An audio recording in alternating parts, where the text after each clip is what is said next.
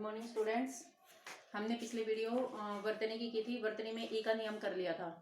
ठीक है, वैसे तो हमारी कई वीडियो हो चुके हैं वर्तनी की। अब ई के नियम के बाद आता है र का नियम। किसका? र का। अब र को कैसे कैसे लिखा जाता है मैं ये आज बताऊंगी। कैसे इसका उच्चारण किया जाता है, कैसे ये कौन सा र कहाँ लगता है। ठीक है, र देखो ये र का नियम है। ये होता है बेटा र, रेफ। इसको र रेफ बोलते हैं, आधा र भी बोलते हैं। एक ये होता है र पदेन, र पदेन, और एक र ये होता है। ओके, अब ये जो र होता है ये आधा होता है, ये पूरा होता है, और ये भी पूरा होता है। तो कौन सा र कहाँ आता है आज मैं ये आपको बताऊंगी। अब सबसे पहले हम आधे र को लेंगे। ओके, यदि किसी शब्द के बीच में आधा र आता है, देखो पहला नियम क्या है, किसी भी शब्द के बीच में आधा र आता है और उसके तुरंत बाद पूरा व्यंजन है। पहला नियम देखिए, किसी भी शब्द के बीच में आधा र आता है और उससे अगला व्यंजन पूरा है तो वो आधा र, तो वो आधा र अगले पूरे व्यंजन के ऊपर लगेगा। देखो जैसे क हलन जमा अ, क बन गया।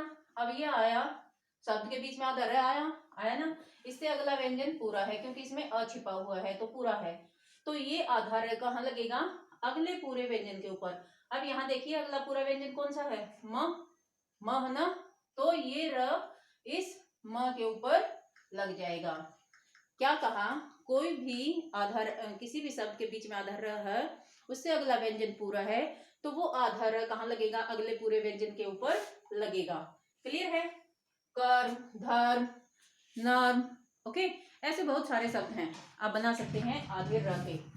फिर दूसरा नियम क्या कहता है, यदि र के तुरंत बाद, ये था र के बाद पूरा व्यंजन, यदि र के मतलब आधे र के बाद, ओके, आधे र के बाद वाला व्यंजन भी आधा ही हो। दूसरा नियम क्या कहता है, किसी भी शब्द के बीच में आधा र हो और उससे अगला व्यंजन भी आधा ही हो तो वो र। देखो यहाँ तो क्या था, ये र अगले व्यंजन के ऊपर लग जाएगा, लेकिन मैंने बताया इस र से अगला व्यंजन भी आधा ही हो तो जो खुद आधा है तो वो इसका वजन क्या उठाएगा। कहने का अभिप्राय क्या है, जो खुद आधा है तो वो पूरे का वो दूसरे का वजन नहीं उठा सकता है। ओके, तो जो आधा र है और उससे अगला व्यंजन भी आधा ही है अगर, तो जो र है आधा र वो अगले आधे व्यंजन के ऊपर न लगकर उससे अगले पूरे व्यंजन के ऊपर लगेगा। देखिए कैसे, जैसे इसने बताया कि भाई कोई भी शब्द है उसके अंदर आधा र है, आधा र है। अब कैसे पहचाना? क्योंकि इसमें स्वर नहीं छिपा है। ओके, और इससे अगला व्यंजन भी देखो आधा ही है। क्यों? क्योंकि इसमें भी स्वर नहीं है। ओके, और उससे अगला व्यंजन कैसा है? पूरा है। तो ऐसे कैसे आ गया? अब देखो क्या कहा नियम ने, नियम में क्या कहते हैं कि जो आधा र है वो अगले आधे के ऊपर न लगकर उससे अगले पूरे व्यंजन के ऊपर लगेगा। अब देखो यहाँ धयादा लिखा गया तो ये र कहाँ लगा? अगले पूरे व्यंजन के ऊपर। ओके, उसी प्रकार फिर देख लेते हैं, जैसे उ जमा र हलन जमा ध हलन जमा व हलन जमा अ। अब देखो उ तो स्वर है, ऐसे कैसे लिखा गया, और र आधा है और इससे अगला व्यंजन भी आधा है तो ये र वैसे तो आना चाहिए था यहाँ पे, लेकिन ये खुद आधा है तो यहाँ न आकर अगले पूरे व्यंजन के ऊपर आ गया। क्लियर है? अभी तक हमने दो नियम करे कि कोई भी शब्द है उसके अंदर आधा र है, ओके, और तो उससे अगला व्यंजन पूरा है तो वो आधा र अगले पूरे व्यंजन के ऊपर लग जाएगा। दूसरा नियम क्या कहता है, किसी भी शब्द में आधा र है उससे अगला व्यंजन भी आधा है तो वो आधा र अगले पूरे व्यंजन के ऊपर लगेगा, उस आधे व्यंजन के ऊपर नहीं लगेगा, उससे अगले पूरे व्यंजन के ऊपर लगेगा। क्लियर है? थर्ड रूल क्या कहता है, अगर हम इनका वर्ण विन्यास करते हैं, ओके, वर्ण विन्यास करेंगे तो किसी भी व्यंजन के ऊपर आधा र है। मान लिया ये है, देखो अगर मैं इसी का कह दूं वर्ण विन्यास करेंगे, किसी भी व्यंजन के ऊपर क्या है? आधा र लगा है। ओके, ये तो था जोड़कर, अब मैं तोड़कर कहती हूँ, वर्ण विन्यास होता तोड़कर लिखना। तो ये आधा र कहाँ लगेगा? अब देखो, खुद देखो, यहाँ माँ से पहले लगा है ना, माँ से पहले लगा है, ऐसे ही यहाँ कह रहा है तो वो आधा र, उस आधे र को पूरे व्यंजन से पहले लिखा हुआ बोला जाएगा। देखो जैसे इसने दे दिया मूर्धन्य म हलन जमा उ, मुंह हो गया, अब र हलन, ओके, अब ये आधार है, इस ध से पहले लिखा जाएगा और बोला भी यही जाएगा, जमा ध हलन जमा अ जमा न हलन, ओके, क्योंकि न आधा है और यह हलंत जमा अ, मूर्धन्य। मतलब कहने का क्या है बेटा कि किसी भी व्यंजन कोई भी व्यंजन सॉरी किसी व्यंजन के ऊपर आधार रह तो वर्ण विन्यास करते समय वो आधार है उस पूरे व्यंजन से पहले लिखा व बोला जाएगा। क्लियर है? ये है हमारा थर्ड रूल। अब फोर्थ रूल क्या कहता है? टुकड़े करते समय मतलब वर्ण विन्यास ही है ये, व्यंजन के ऊपर आधार रह लगा है, व्यंजन के ऊपर किसी भी व्यंजन के ऊपर आधार रह लगा है और उस व्यंजन से पहले भी यदि कोई आधा व्यंजन है, देखो क्या कहा, जैसे भी इसी का रूल ले लेते हैं, ये दूसरा ही कि किसी भी व्यंजन के ऊपर क्या लगा है, आधार है और उससे पहला व्यंजन भी आधा ही है, ठीक है ना, उससे पहला व्यंजन भी आधा ही है और तो वो आधार है उस आधे व्यंजन से, उस पहले आधे व्यंजन से पहले भी पहले लिखा जाएगा। अब देखो जैसे यहाँ पे देखो अर्ध है, अर्ध है, अब इस आधे व्यंजन से पहले लिखा है ऊर्ध्व, इस आधे व्यंजन से पहले लिखा है र, ऐसे ही यहाँ है बेटा, जैसे यहाँ तो जोड़कर लिख रहे थे, यहाँ तोड़कर है टुकड़े करते समय। देखो ये वह के ऊपर रह दा, तो इस र को हम कहाँ लिखेंगे, इस स से पहले, प हलन जमा आ पा पार्श्व, र हलन क्योंकि र ये रा, पार्श्व स आधा है और जमा व हलन जमा अ, ओके। तो ये 4 रूल हो गए हैं। अगला रूल क्या कहता है, अगला नियम क्या कहता है, अब देखिए इसमें क्या बताते हैं हम, कोई भी किसी भी कोई भी व्यंजन है उस पे मान लिया कोई आधा र है और उसके तुरंत बाद पूरा र है, ठीक है, कोई भी व्यंजन आधा है और उसके तुरंत बाद कोई भी, जैसे मान लीजिए आधा र है, ओके, ज हलन जमा ऊ जमा र, आधा र है और उस र के बाद पूरा र है। देखो बात ध्यान से सुनो, कोई भी आधा र है, किसी शब्द के बीच में आधा र है और उसके तुरंत बाद पूरा र है, तो वो र क्या कहा है, तो वो आधा र उस पूरे र के ऊपर लगेगा। ज हलन जमा ऊ जू, ठीक है, ये आधा र और ये र और ये त, तो क्या बना, जू आधा र है वो कहाँ लगेगा, अगले पूरे र के ऊपर लगा दिया, ये अगला पूरा र है और बन गया ये। तो कैसे बोलेंगे, इसका उच्चारण कैसे करेंगे, ओके, जुर्रत, र पे जोर दिया जाएगा, इस पूरे र को दबाव देकर बोला जाएगा जुर्रत। क्लियर है? मतलब क्या कहा कि किसी भी शब्द में आधे र के बाद पूरा र आता है तो उस पर, उस पूरे र पर वो आधा र लगाया जाएगा और उस र को जोर देकर बोला जाएगा जुर्रत। मुसर्रफ, म हलन जमा उ, स हलंत जमा अ जमा र हलन जमा अ, फ हलंत जमा अ, ओके। ऐसे ही मुंह, श आधा, ओ सॉरी पूरा, श र आधा ये बन जाएगा और र पूरा और फ, ओके। तो ये आधा र इस र के ऊपर आ जाएगा, क्या बना,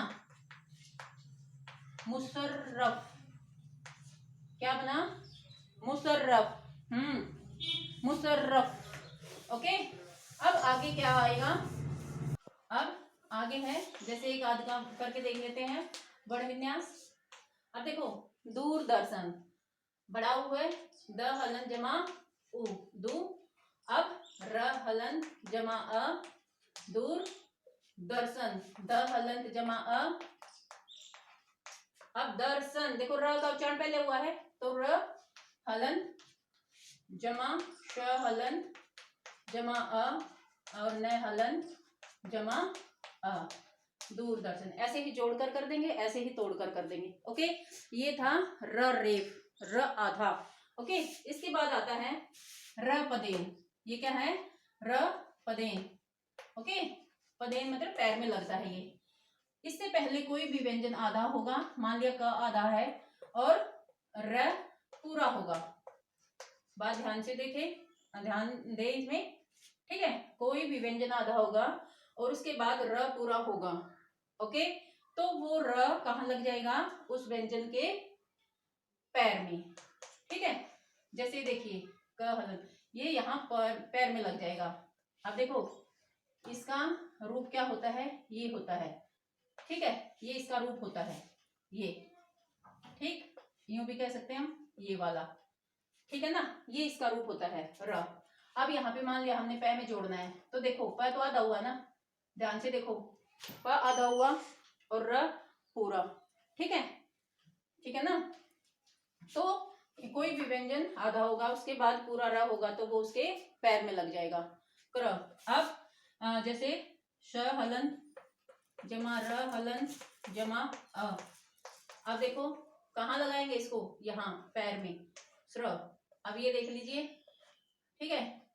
अब ये क्या किया है हमने, ये स आधा है, ठीक है ना, ये स आधा है, इसके अंदर लगा दिया स्र, ओके।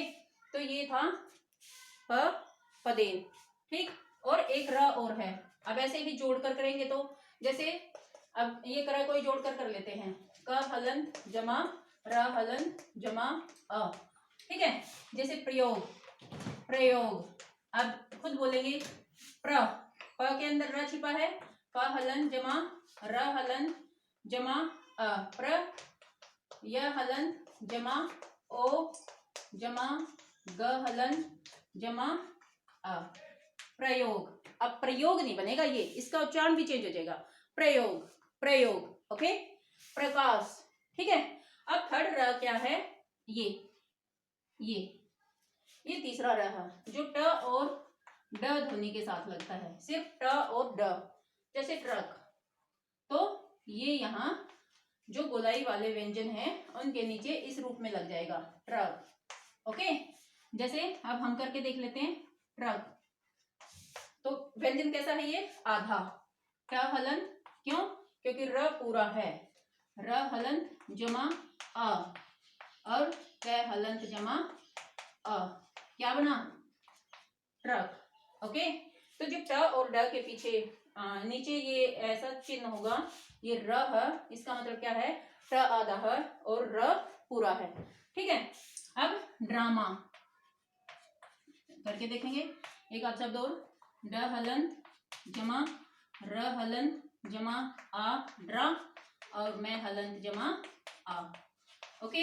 ऐसे ही जोड़कर कर देंगे, ऐसे ही तोड़कर कर देंगे, ठीक है ना, ऐसे ही जोड़कर और ऐसे ही तोड़कर, ड हलन जमा र हलन जमा आ जमा म हलन जमा आ, ओके। ये है ड्रामा, ठीक।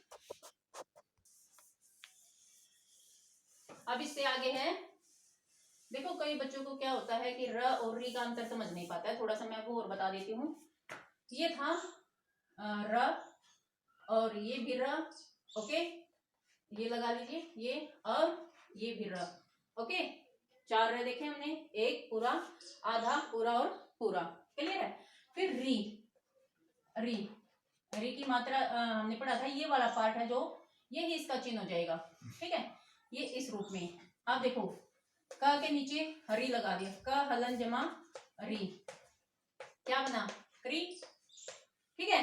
वो क हलन जमा र हलन जमा अ, क्या बना, क्र, ठीक है। री और र का अंतर ये है, ये बना क्र, ये बना क्री, ओके। जैसे हमने कृपा, क हलन जमा री जमा प हलन जमा आ, क्या बना ये, कृपा, क के नीचे लग जाएगा ये कृपा।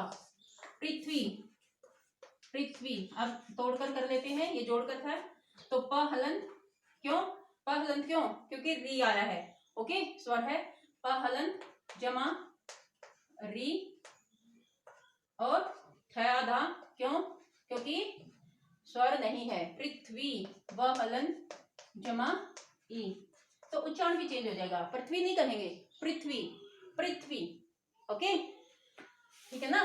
तो ये र और री का थोड़ा सा अंतर है, ओके।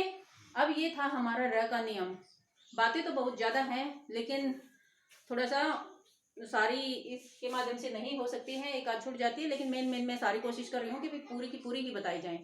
ठीक है, आपकी अब इसमें एक वीडियो और रह गई है। ठीक है, हाँ लास्ट एक ही है शायद, उसमें हो जाएगा सारा आपका। तो ये वर्तनी का टॉपिक जिसका क्लियर हो गया वो मानिए कि भाई उसने हिंदी भाषा में महारत हासिल कर ली। ओके, और कोई प्रॉब्लम है तो आप मुझे बताइएगा, नहीं तो आपके मतलब अच्छा चला हुआ है जी। ओके।